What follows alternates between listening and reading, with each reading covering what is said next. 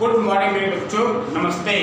देखिए आज हम आप लोगों के सामने जो है 2020 का पेपर देख लीजिए, आराम से देख लीजिए। 2020 का पेपर है जो कि इसमें 3 नंबर का क्वेश्चन आया है, वही देने जा रहे हैं और इसे अपने आप को झोली में डाल लीजिए। देखिए बेटा, ये है मीटर ब्रिज। देखिए आराम देखिए, मीटर ब्रिज का सिद्धांत क्या है और इसमें जो है पूरा बना हुआ है, देख लीजिए, वही हम पढ़ाने जा रहे हैं बेटा। तो देखिए मीटर ब्रिज यह एक अच्छा ये बेटा पेपर में आई भी करता है, लेकिन तुम लोगों को प्रैक्टिकल के सिलेबस में भी है।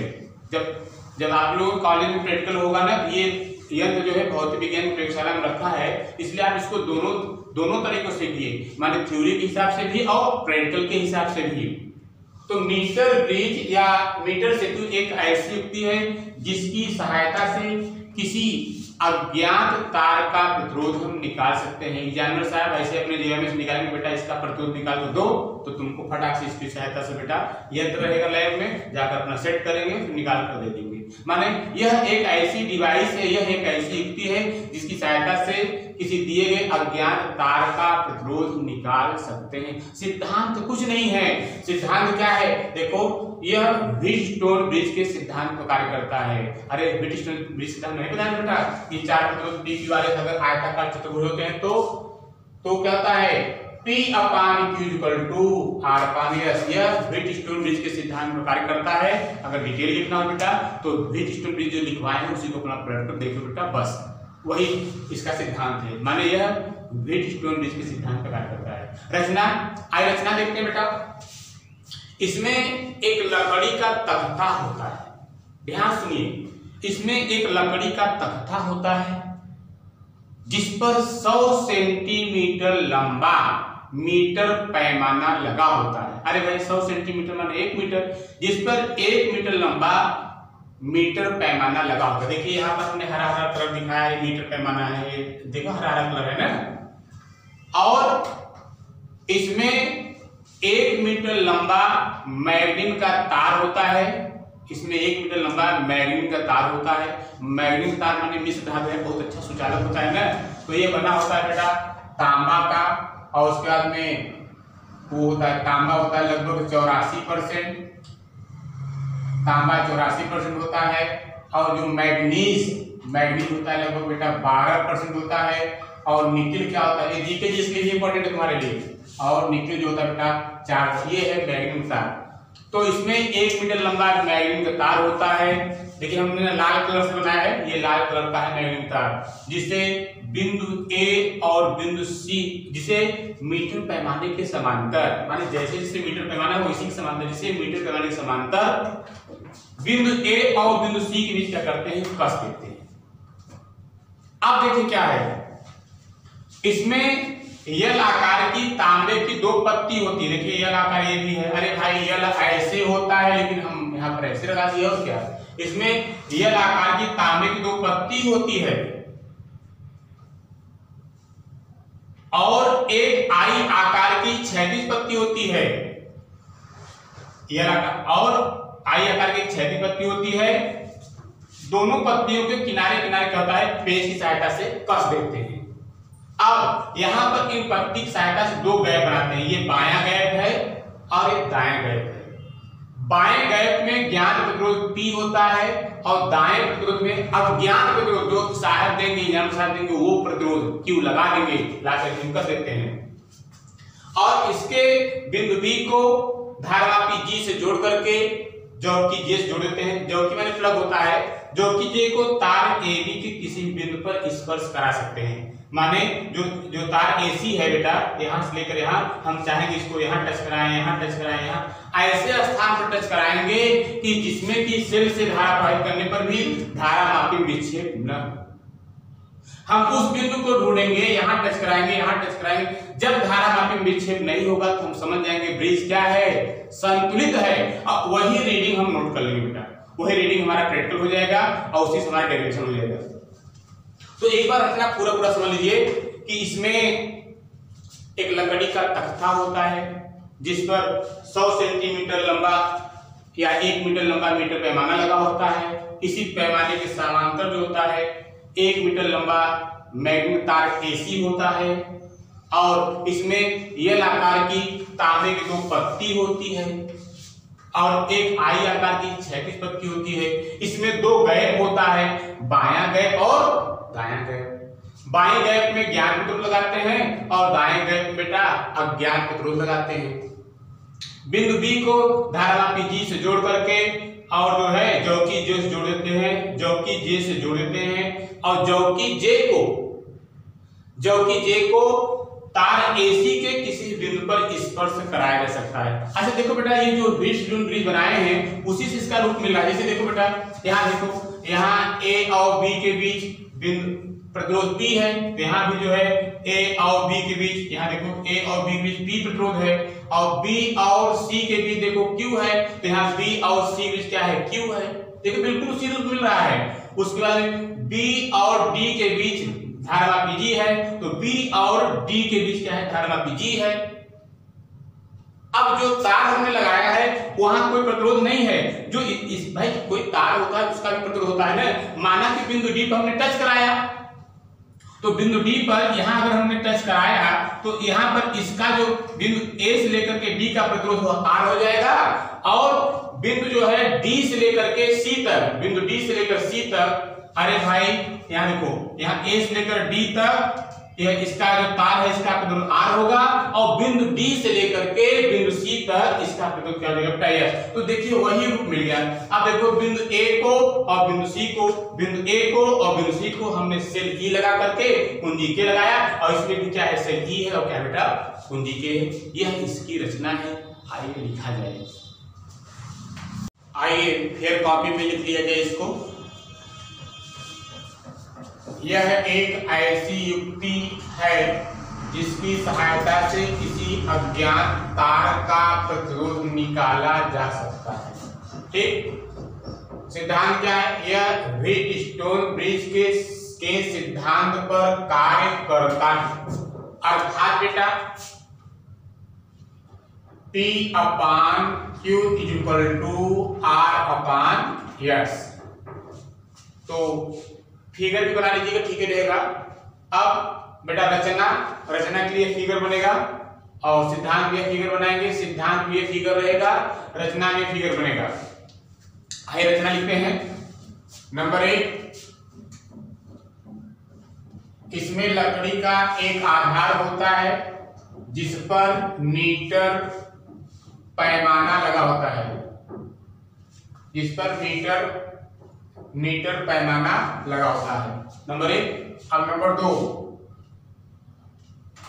इसमें मैग्नीट का 1 मीटर लंबा तार, इसमें मैग्नीट का 1 मीटर लंबा तार AC होता है, AC होता है जो मीटर पैमाने के समांतर कसा होता है या होता है। जो मीटर पैमाना है बेटा, मीटर पैमाने के समांतर कसा होता है। अब नंबर 3, इसमें उल्टे, देखो उल्टा है एल आकार का, इसमें उल्टे एल आकार की तांबे की 2 पत्ती होती है जो क्रमशः बिंदु A और बिंदु C, बिंदु A और वह बिंदु C पर कसा होता है ना। यहाँ कसा है, यहाँ कसा है, ध्यान से देखो। ये हो गया नंबर 3। अब नंबर 4, दोनों पत्तियों के बीच आई आकार की, ये आई है बेटा, आई आकार की तांबे की 36 पत्ती, देखिए 36 पत्ती है, 36 पत्ती होती है। इसमें 2 गैप होता है, बायां गैप और दायां गैप। अरे भाई एक गैप यहाँ बेटा यहाँ पर और एक यहाँ पर है ना 2 गैप। अरे भाई 4 अंगुले है बाबू, कई गैप है। नंबर 5, बाएं गैप में ज्ञात प्रतिरोध ये है, बाएं गैप में ज्ञात प्रतिरोध P लगाते हैं और P लगाते हैं और दाएं गैप में अज्ञात प्रतिरोध ये है दायां, ये बेटा बायां, ये दाएं गैप में अज्ञात प्रतिरोध Q लगाते हैं। अब 5 हो गया बेटा। नंबर 6 देखिए, बिंदु बी को, ये है बिंदु बी, देखिए बिंदु बी को धारा मापी जी है ना, कल देखो सुई बेटा ये सुई है। बिंदु बी को धारा मापी जी से जोड़कर जौकी जे से, अब इसमें हम जे नहीं लिख रहे हैं, वो प्लग जैसा होता है कहीं भी सर्च करते हैं, तो इसी जो तीर है इसी को जौकी कहते हैं, जौकी जे का संकेत जी से जोड़कर जौकी जे से जोड़ देते हैं। जौकी जे को, अरे वही प्लग यार, जौकी जे को तार, ये जो जौकी है ये जो प्लग है, जौकी जे को तार एसी के किसी भी बिंदु पर स्पर्श कराया जा सकता है।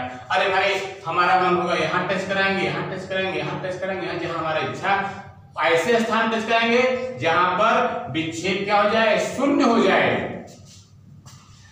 अच्छा बेटा, अब नंबर 7 देखिए, बिंदु ए और बिंदु सी, बिंदु ए और बिंदु सी के बीच, बिंदु ए व बिंदु सी के बीच बैटरी ई लगाकर कुंजी के लगा देते हैं। ये है बेटा रचना। अब आइए हम सूत्र की व्युत्पत्ति करते हैं। आइए बेटा डेरिवेशन देखते हैं। देखिए यहाँ पर जो मैग्नेट का तार है ना एसी, इसकी लंबाई 1 मीटर और 1 मीटर बराबर होता है 100 सेंटीमीटर, है ना।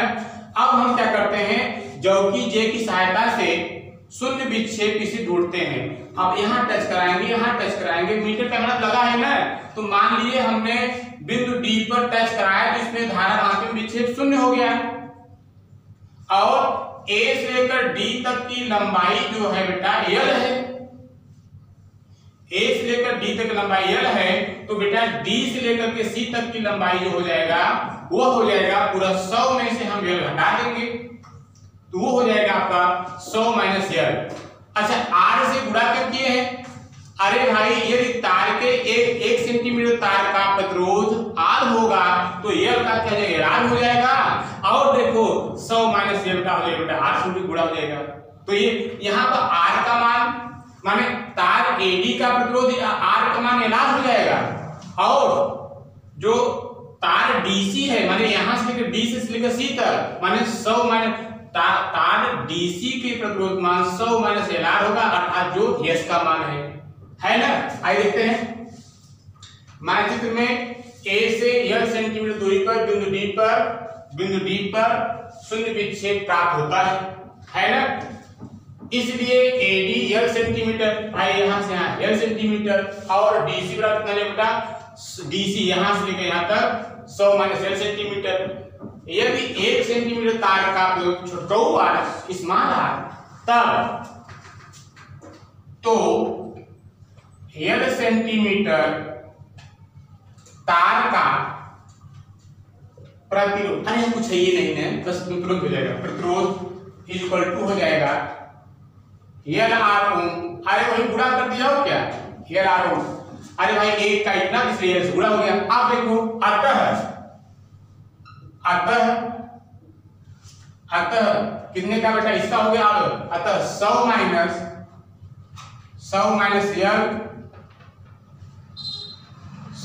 एल सेंटीमीटर तार का प्रतिरोध बराबर हो जाएगा 100 माइनस एल, अब फिर आर से गुणा ओम। अरे भाई प्रतिरोध मात्रक ओम होता है। अब देखिए यहां पर जो एल आर है यह जो है आर का मान है, अर्थात यह कैपिटल आर का मान है, और जो 100 माइनस एल आर है बेटा यह जो है यस का मान है। देखिए ना यस का मान है, इसको दिमाग में रखो। अब क्या व्हीटस्टोन ब्रिज की सहायता से व्हीटस्टोन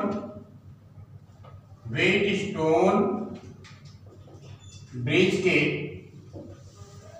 सूत्र से, देखिए सूत्र क्या है, P upon Q equal to R upon S।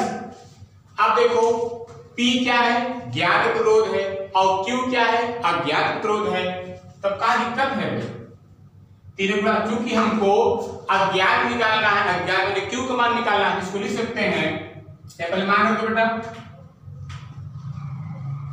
P upon Q,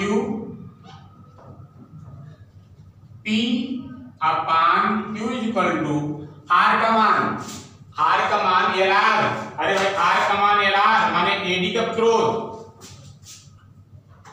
LR, और यस का मान यहां से लेकर यस तक, अरे भाई P रखा Q रखा AR रखा बेटा, यस का मान क्या जाएगा 100 माइनस LR, 100 माइनस L, और ये बेटा क्या है R आंतरिक प्रतिरोध तार का प्रतिरोध है। अब हमने मान रखा, उसके बाद में अब क्या हो जाएगा बेटा, अब देखो यहाँ ये R कट गया, कटा गया तो क्या बचा बेटा P बटे Q इक्वल टू L बटे 100 माइनस L।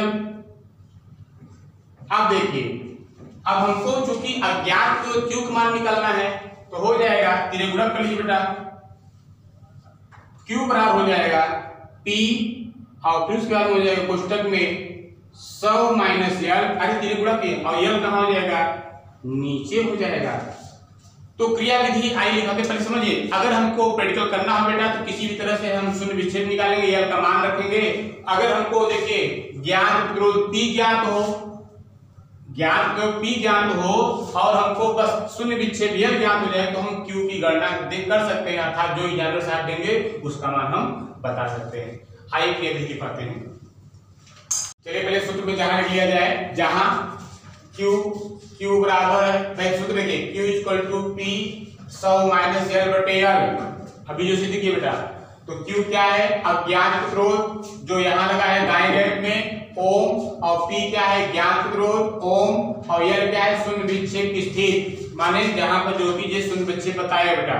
देखिए इसको जब देखो कितनी मनोरंजन की बात है, लैब में रखा है मीटर से, तो तुम लोग कुछ नहीं करोगे, क्या करना जानते हो, पहले इसको खूब बढ़िया सरेस कागज से यहाँ साफ करो, वहां साफ करो, इसको साफ करो, यहाँ साफ करो, और उसके बाद में जो ज्ञात अरे भाई सरेस कागज आता है साफ करने के लिए, बैटरी को साफ कर लेना तब काम करेंगे, नहीं पता चला धारे नहीं बहेगा।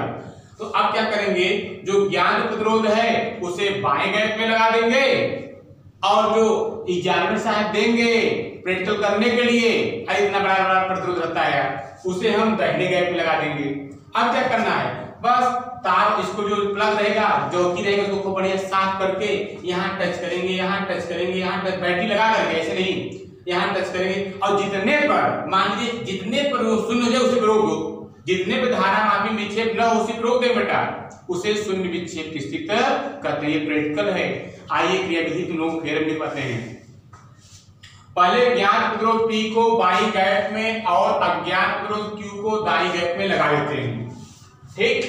अब बैटरी लगाकर ज्योति J की सहायता से शून्य विक्षेप स्थिति L का मान ज्ञात कर लेते हैं। L का मान उपरोक्त सूत्र में जो ऊपर लिखा है उपरोक्त सूत्र में रखने पर अज्ञात प्रतिरोध Q की गणना कर सकते हैं। अरे सिंपल सी बात है यार, ये जो है P क्या है ज्ञात रहबे करेगा, बस हमको वही शून्य विक्षेप ढूंढना है, बस इतना तो कर सकते हो। L का मान निकाल कर इसमें रखेंगे, फट से कहते साहब ये आपके अपने ओम का प्रतिरोध है, ठीक है। बेस्ट ऑफ लक बेटा, कल मिलेंगे।